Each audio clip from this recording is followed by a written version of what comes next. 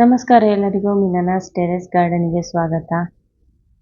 ಇವತ್ತು ಟೆರೆಸ್ ಗಾರ್ಡನಲ್ಲಿ ಯಾವೆಲ್ಲ ಹೂವು ಅರಳಿದೆ ಅಂತ ನೋಡ್ತಾ ಹೋಗೋಣ.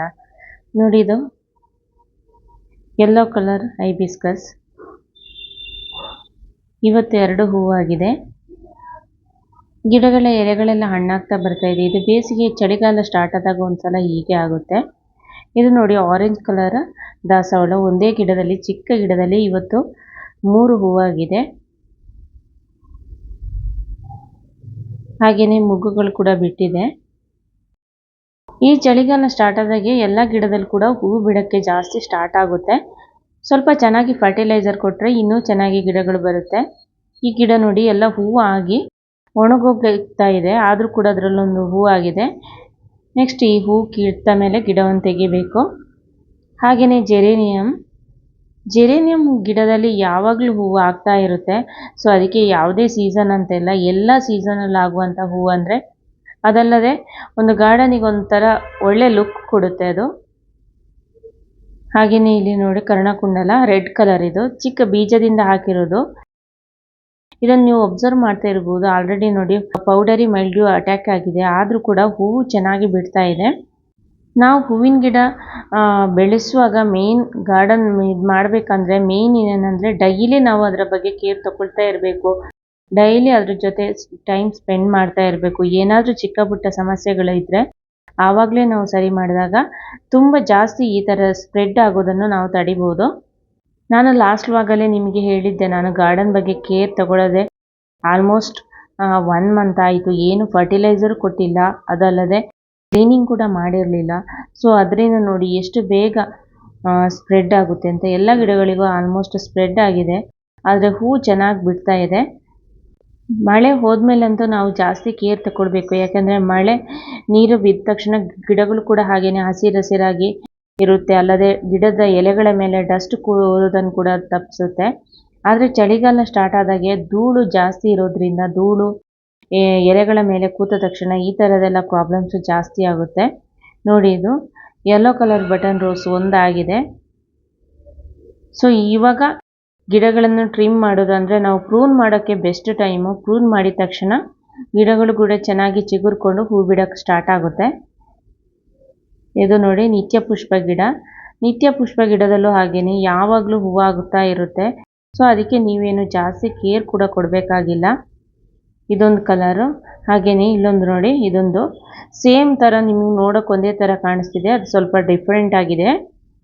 ಹಾಗೆಯೇ ವೈಟ್ ಕಲರ್ ನಿತ್ಯ ಪುಷ್ಪ ಕೂಡ ಇದೆ ನೋಡಿ, ಇದು ಕೂಡ ಡಿಫ್ರೆಂಟ್ ಕಲರು. ಸೊ 3 ಕಲರ್ ಕೂಡ ಡಿಫ್ರೆಂಟು, ಸೇಮ್ ಅಲ್ಲ. ಹಾಗೆಯೇ ಇದು ನೋಡಿ, ನಾಟಿ ದಾಸವಾಳ ಗಿಡ. ತುಂಬ ಸಮಯದ ಮೇಲೆ ಇವಾಗ ಪುನಃ ಹೂ ಬಿಡೋಕ್ಕೆ ಸ್ಟಾರ್ಟ್ ಆಗಿದೆ. ಇವಾಗ ಇದರ ಎಲೆ ಸ್ವಲ್ಪ ಸಮಯ ಆದಮೇಲೆ ನೋಡಿ ಕಲರ್ ಬ್ರೌನ್ ಕಲರಿಗೆ ಟರ್ನ್ ಆಗುತ್ತೆ. ಇದು ನೋಡೋಕ್ಕೆ ಗಿಡದಲ್ಲಿ ಇದ್ದರೆ ನೋಡೋಕೆ ಒಂಥರ ಚೆನ್ನಾಗಿರುತ್ತೆ. ಹಾಗೆಯೇ ಹಸಿಮೆಣಸಿನ್ಕಾಯಿ ತುಂಬ ಬಿಟ್ಟಿದೆ. ಇದಕ್ಕೆ ನಾನು ಲಾಸ್ಟ್ ಟೈಮ್ ತೋರಿಸಿದೆ ನಿಮಗೆ, ಎಲ್ಲ ಅಫಿಡ್ಸ್ ಅಟ್ಯಾಕ್ ಆಗಿರೋವಂಥದ್ದು. ಎಲ್ಲ ಒಂದ್ಸಲ ಸ್ಪ್ರೇ ಮಾಡಿದ ಮೇಲೆ ಇವಾಗ ಸ್ವಲ್ಪ ಕಡಿಮೆ ಆಗಿದೆ ನೋಡಿ, ಚೆನ್ನಾಗಿ ಬಿಟ್ಟಿದೆ ಎಲ್ಲ ಹಸಿಮೆಣಸಿನ್ಕಾಯಿ. ಆವಾಗವಾಗ ನಾನು ಕಟ್ ಮಾಡಿ ಬೇಕಾದಾಗ ಯೂಸ್ ಮಾಡ್ತಾ ಇರ್ತೀನಿ.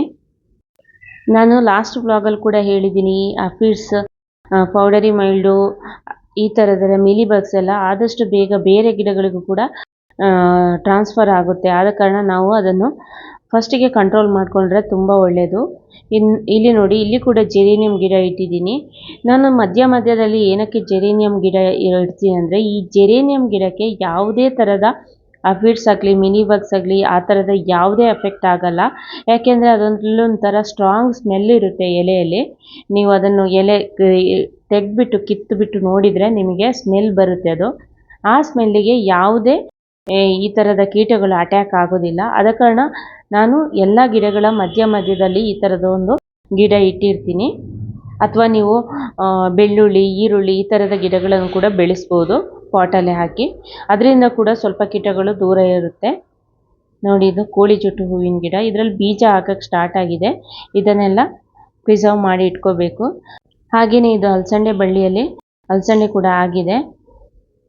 ತುಂಬ ಬಿಟ್ಟಿತ್ತು ಲಾಸ್ಟ್ ಟೈಮ್. ಅದೇನಾಯ್ತಂದರೆ ಎಲ್ಲ ಒಂದ್ಸಲ ಇಲಿ ಬಂದರೆ ಎಲ್ಲ ಕಚ್ಕೊಂಡು ಹೋಗುತ್ತೆ, ಎಲ್ಲ ಕಚ್ಚಿ ತಿಂದ್ಬಿಟ್ಟು ಹಾಫ್ ಮಾಡಿ ಆಗುತ್ತೆ. ಇವಾಗ ಇದನ್ನೆಲ್ಲ ಕಟ್ ಮಾಡಿ ಇಡಬೇಕು. ಅಲ್ಲಲ್ಲೂ ಒಂದೊಂದಿದೆ ನೋಡಿ, ಇದನ್ನೆಲ್ಲ ಕಟ್ ಮಾಡಿ ಎತ್ತಿಟ್ಕೊಳ್ತೀನಿ. ಗಿಡದಲ್ಲೇ ಹಾಗೆ ಬಿಟ್ಟರೆ ಇಲಿಗಳು ಬಂದು ತಿಂದ್ಬಿಟ್ಟು ಹೋಗುತ್ತೆ. ನೋಡಿ, ಇದು ಮಾರಿಗೋಲ್ಡ್ ರೆಡ್ ಕಲರ್ ಇದು ಹಾಗೇನೆ ಎಲ್ಲ ಹೂವು ಆಗಿ ಆಲ್ಮೋಸ್ಟ್ ಸ್ವಲ್ಪ ಮೊಗ್ಗು ಇದೆ. ಗಿಡ ಕೂಡ ಹಾಗೇನೆ ಒಣಗ್ತಾ ಬಂದಿದೆ. ಆಲ್ಮೋಸ್ಟ್ ತುಂಬ ಹೂವು ಆಯಿತು ಇದರಲ್ಲಿ. ಇದರ ಬೀಜ ತುಂಬ ಹಾಕಿದೆ, ಆದರೆ ಇದೊಂದೇ ಗಿಡ ಆಗಿರೋವಂಥದ್ದು. ಇವಾಗ ಪುನಃ ನಾನು ಬೀಜ ಎಲ್ಲ ಎತ್ತಿಟ್ಕೊಂಡು ಪುನಃ ಹೊಸ ಗಿಡಗಳನ್ನು ಮಾಡ್ಕೊಳ್ಬೇಕಾಗುತ್ತೆ.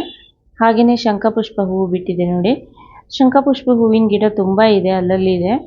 ಸೊ ಯಾವಾಗಲೂ ಹೂವು ಆಗ್ತಾ ಇರುತ್ತೆ ಇದರಲ್ಲಿ. ಸೊ ದೇವರ ಪೂಜೆಗೆಲ್ಲ ಯೂಸ್ ಮಾಡ್ತಾ ಇರ್ತೀನಿ. ಈ ಶಂಖಪುಷ್ಪದಲ್ಲಿ ಕೂಡ ನನ್ನ ಹತ್ರ 2 ಕಲರ್ ಇದೆ. ಒಂದು ಈ ಕಲರ್ ಮತ್ತು ಇನ್ನೊಂದು ವೈಟ್ ಕಲರ್ ಇದು. ಇದನ್ನು ಟೀ ಮಾಡಿ ಕುಡಿಬೋದು. ಅದನ್ನು ಕೂಡ ನಾನು ನಿಮ್ಮ ಜೊತೆ ಶೇರ್ ಮಾಡ್ಕೊಂಡಿದ್ದೆ. ಸೊ ಇಲ್ಲೊಂದು ವೈಟ್ ಕಲರ್ ಹೈಬಿಸ್ಕಸ್ ಆಗಿದೆ. ಗಿಡಗಳಲ್ಲಿ ಏನಂದರೆ ನಾವು ಎಷ್ಟು ಅದರ ಬಗ್ಗೆ ಕೇರ್ ತಗೊಳ್ತೀವಿ ಅಷ್ಟು ನಮಗೆ ರಿಸಲ್ಟ್ ಸಿಗುತ್ತೆ. ನಾವು ಚೆನ್ನಾಗಿ ಫರ್ಟಿಲೈಸರ್ ಕೊಟ್ಕೊಂಡು ಅದನ್ನು ಆವಾಗವಾಗ ಕೇರ್ ಮಾಡ್ತಾ ಇದ್ದರೆ ಚೆನ್ನಾಗಿ ಹೂ ಬಿಡೋಕ್ಕೆ ಸ್ಟಾರ್ಟ್ ಆಗುತ್ತೆ.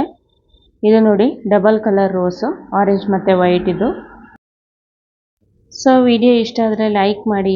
ಹಾಗೆಯೇ ಯಾರೆಲ್ಲ ಇನ್ನೂ ನನ್ನ ಚಾನೆಲ್ಗೆ ಸಬ್ಸ್ಕ್ರೈಬ್ ಆಗಿಲ್ಲ, ಪ್ಲೀಸ್ ಸಬ್ಸ್ಕ್ರೈಬ್ ಮಾಡ್ಕೊಳ್ಳಿ. ಸಿಗೋಣ ಹಾಗಾದರೆ ನೆಕ್ಸ್ಟ್ ಗಾರ್ಡನ್ ವ್ಲಾಗಲ್ಲಿ. ಅಲ್ಲಿ ತನಕ ಟೇಕ್ ಕೇರ್, ಬಾಯ್ ಬಾಯ್, ಹ್ಯಾಪಿ ಗಾರ್ಡನಿಂಗ್.